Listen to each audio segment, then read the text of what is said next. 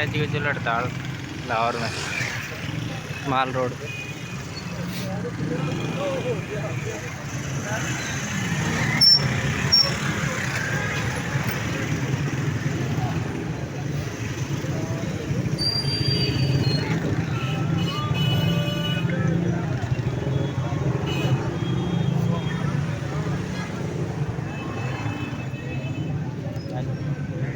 और रस्सा भाई यार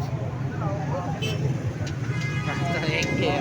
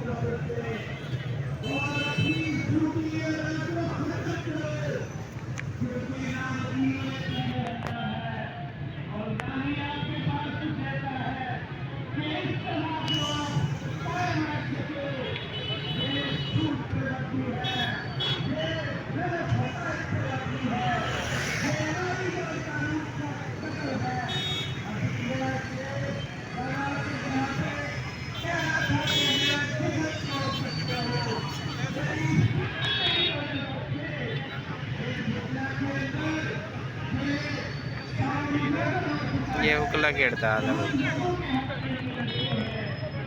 लोगों के हक के लिए लड़ रहे हैं।